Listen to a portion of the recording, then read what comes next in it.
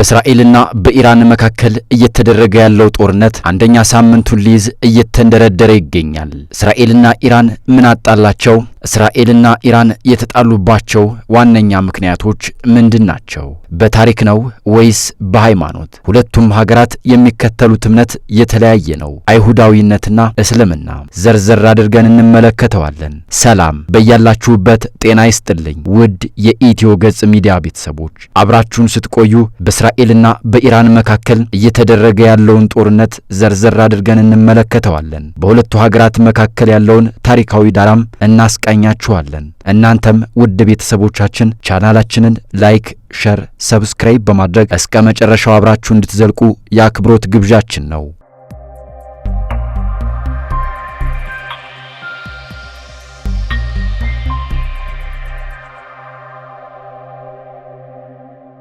የእስራኤልና የኢራን የታሪክ ግንኙነት የሚጀምረው ከጥንት ባቢሎን ዘመን መሆኑን መጽሐፍ ቅዱስ ዋቢ ያደርጋል። በመጽሐፍ ቅዱስ ውስጥ የሚገኙት የኢሳይያስ፣ የዳንኤል፣ የዕዝራ፣ የነህምያና ሌሎች የእስራኤል ነቢያት ዜና መዋዕሎች በግዞት በፋርስ ይኖሩ የነበሩ አይሁዳውያን ስለገጠማቸው ችግሮች ይጠቀሳሉ። ከክርስቶስ ልደት በፊት በ6ኛው መቶ ክፍለ ዘመን የፋርስ ንጉሥ ታላቁ ቂሮስ አይሁድ ወደ ኢየሩሳሌም ተመልሰው ቤተ መቅደሳቸውን መልሰው እንዲሰሩ እንደፈቀደላቸውም ይነገራል። በዚህ ወቅት በፋርስ ውስጥ በደንብ የተቋቋመና ተደማጭነት ያለው የአይሁድ ማህበረሰብ እንደነበረም ይነገራል። አይሁዶች በቀድሞ ባቢሎን በዛሬዋ ኢራን ውስጥ ከ2700 ዓመታት በላይ ኖረዋል። ወደ ቅርቡ ዘመንም ብንመለስ እስራኤል በ1940 ዓመተ ምህረት እንደ ሀገር ስትመሰረት ከሙስሊም ዓለም ዕውቅና የሰጡ ብቸኛ ሀገር ኢራንና ግብጽ ነበሩ። ኢራን ምንም እንኳን ለእስራኤል የሰጠችው ዕውቅና ኢመደበኛ በሆነ መልኩ ቢሆንም በጋራ ቀጠናው የፖለቲካ የጋራ ጥቅማቸውን ሲሉ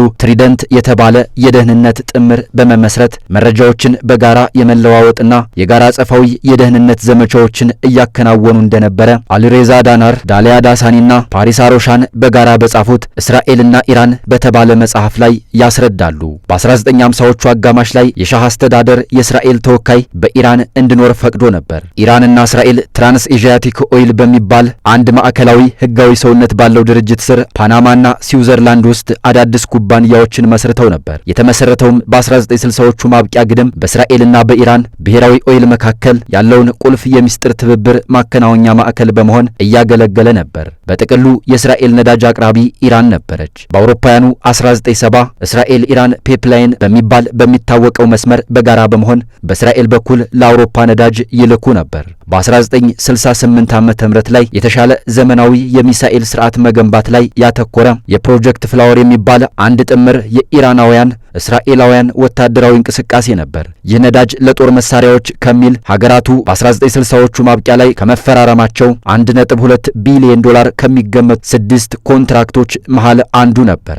እስራኤል በ300 ቢሊዮን በቀጥታና $250 ቢሊዮን በነዳጅ መልክ የምትከፍል ሲሆን ይህም ኢራንን እስራኤል መሪ ለሆኑ የምርምርና የልማት ፕሮጀክቶች ዋነኛ የገንዘብ ምንጭ ያደርጋታል። እስራኤል ልማቱን ስትመራ ኢራን የሚሳኤል መገጣጠሚያና መሞከሪያ መሰረተ ተቋም መገንባት ጀምራ እንደነበር ማሱድ ፋራንግ ባሳተመው ኢራን እስራኤሊ ኮኔክሽን በሚል ጆርናል ላይ አስነብቧል። በሌላ በኩል ኢራንና እስራኤል ኢራቅን የጋራ ስጋት አድርገው ይመለከቱ ነበር። ይህ ደግሞ ሌላ የትብብር ምክንያት ሆኖላቸዋል። በ1950ዎቹ እስራኤል ከኢራቅ ማዕከላዊ መንግስት ጋር ይፋለሙ የነበሩትን የኢራቅን ኩርዶች ትደግፍ ነበር። ኢራን በበኩሏ የኢራቅ ኩርዶች የኢራቅ ማዕከላዊ መንግስትን ለመጣል ዋነኛ አቅም እንደነበሩ ማመን ብቻ አይደለም ትደግፍ ነበር። በዚህ መሰረት የእስራኤሉ ሞሳድና የኢራኑ ሳቫክ የተባሉ የስለላ ድርጅቶች ኃይሎቻቸውን በማጣመር የኢራቅ ኩርዶችን ትግል ለማገዝ በትብብር ይሰሩ ነበር። ከ1980 እስከ 1988 ለተደረገው የኢራንና ኢራቅ ጦርነት እስራኤል የጦር መሳሪያና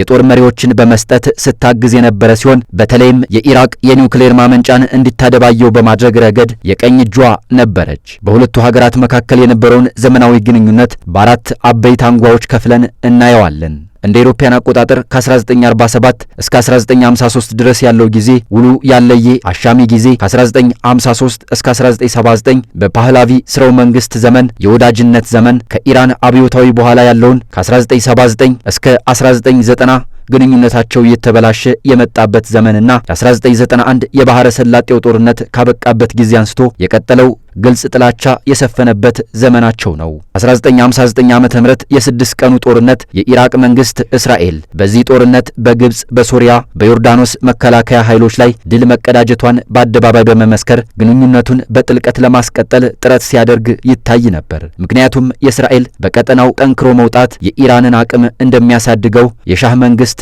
ያምን ነበር። የሆነ ሆነና በእስራኤልና በኢራን መካከል የነበረው ትብብር የተቀዛቀዘው በ1980ዎቹ ሲሆን ነገር ግን ሁለቱም ሀገራት እርስ በርስ እንደ ቀጥተኛ ጠላት አይተያዩም ነበር። እስራኤል ትኩረቷን የያዘው ከባህረ ሰላጤው ጦርነት በኋላ የሳዳም ሁሴኗ ኢራቅ የነበረችባት የደህንነት ስጋት ነበር። ኢራቅ አቅሟ ተዳከመችና ከሳዳም ሁሴን መንግስት መውደቅ በኋላ እስራኤል በቀጠናው ለደህንነቷ አደገኛዋ ሀገር ኢራን መሆኗን መረዳት ጀመረች። በዚህ መካከል የእስልምናውን ዓለም ለማነቃቃትና የእስልምና እሴቶች ከፍ ለማድረግ በአያቶላ አሊ የተመራው የ1979 የኢራን እስላማዊ አብዮታዊ የፓሻህላቪ ስርወ መንግስትን በማስወገድ ወደ ስልጣን ሲመጣ እንደነበረው አቅም መቀጠል አልቻለም። አብዮቱ እስራኤልና ኢራን የነበራቸውን ግንኙነት በአስገራሚ ሁኔታ ቀየረ። በእርግጥ በዚህ ወቅት የኢራን መሪ የነበሩት መሐመድ ካታሚ በበኩላቸው ከእስራኤል ጋር የእርቅ ምልክት አሳይተው እንደነበር ይነገራል። ከአሜሪካ ጋር ሰላም የማውረድ ፖሊሲንና ለእስራኤል ፍልስጤማውያን ግጭት የሁለት መንግስት መፍትሄን ኢራናውያን እንደሚደግፉ አቅም በማሳየት መልካም ግንኙነት ለማስቀጠል ሞክረው ነበር። ነገር ግን በመጀመሪያዎቹ ቀጣይ 10 ዓመታት የእስራኤል ኢራን የቀጠናው ጉልቤ የመሆን ሀያልነት ፍላጎት ባላንጣነት በደንብ እየጠነከረና የሚታይ እየሆነ መጣ።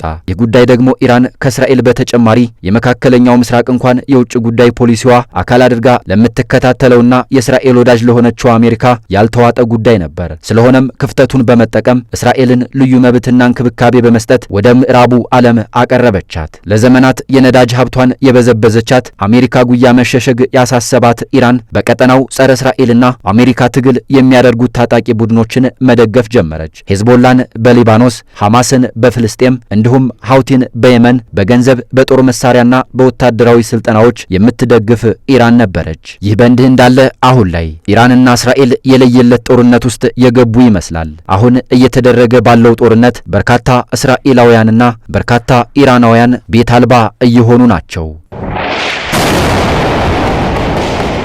ኢራን የምታስወነጭፋቸው ሚሳኤሎች የእስራኤል ከተሞችን እያነደዱ ነው። እስራኤል የምታስወነጭፋቸው ዘመናዊ መሳሪያዎችም ቴህራንን እያነደዱ ናቸው። አሁን በሁለቱ ሀገራት መካከል የለየለት ጦርነት የገቡ ይመስላሉ። በተለይም ትራምፕ ምስጢራዊ ስብሰባ እያደረጉ ነው።